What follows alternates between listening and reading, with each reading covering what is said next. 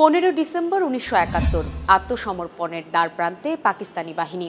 Governor Abdul Motaleb মালিক ও তার সামরিক উপদেষ্টা আগের দিনই পদত্যাগ করেছেন। সকালে জাতিসংঘ মহাসচিব উ থান্টকে একটি বার্তা পাঠান মেজর জেনারেল রাও ফরমান আলী। সেখানে তিনি দাবি করেন, সংঘাতের ইতি টানার লক্ষ্যে আলোচনার অনুমতি দেওয়ার জন্য অবিলম্বে যুদ্ধবিরতি চান প্রেসিডেন্ট ইয়াহিয়া। ওই বার্তায় আরও উল্লেখ করা হয়, পাকিস্তানি সেনাদের জন্য সম্মানজনক শর্ত এবং বেসামরিক নাগরিকের সুরক্ষা নিশ্চয়তা চান ইয়াহিয়া খান। যদিও এর আগের সপ্তাহেই রাও ফরমান আলী নিজেই যুদ্ধবিরতির এমন আরেকটি উদ্যোগ নিয়েছিলেন, তবে সে উদ্যোগে ইয়াহিয়ার সমর্থন ছিল না। প্রস্তাবটি বাতিল করে দেয় ইসলামাবাদ।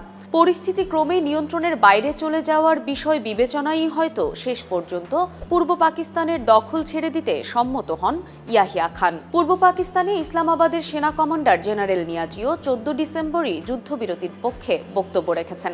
যদিও কয়েকদিন আগেও আত্মসমর্পণের বিরুদ্ধে কঠোর অবস্থান নিয়েছিলেন নিয়াজি।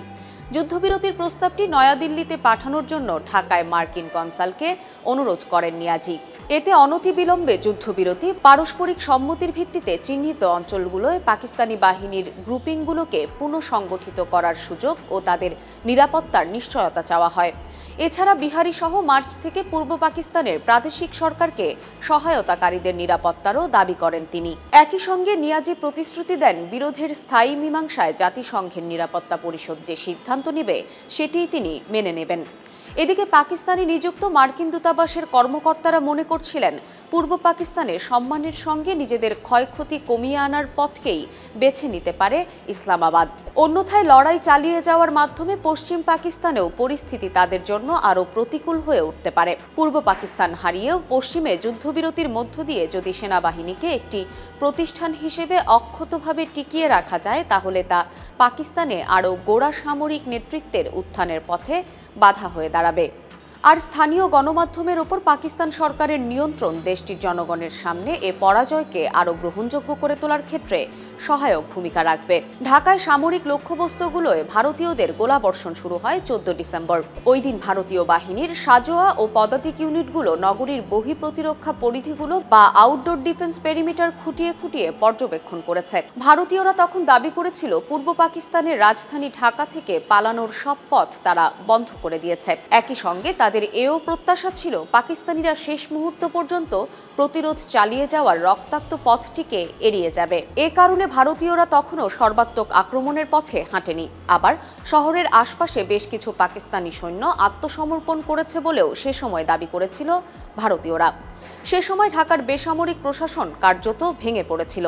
আর ইসলামাবাদে নিযুক্ত উচ্চপদস্থ কর্মকর্তাদের বেশিরভাগই হোটেলে আশ্রয় নিয়েছেন। ওই দিন বন্দরনগরী চট্টগ্রাম থেকে ভারতীয় বাহিনী প্রায় 8 মাইল পর্যন্ত অগ্রসর হয়। সে সময় ভারতীয়দের পক্ষ থেকে বলা হয়, নগরীটির ওপর আকাশ ও সমুদ্র থেকে প্রচণ্ড বোমাবর্ষণ করা হচ্ছে। গোটা পূর্ব পাকিস্তানে পাকিস্তানি বাহিনী তখন বিচ্ছিন্ন কিছু স্থানের উপর নিয়ন্ত্রণ ধরে রাখতে পেরেছে। আর সেসব জায়গায় ভারতীয় বাহিনী তাদের নিয়ন্ত্রণ দৃঢ় করতে পেরেছে।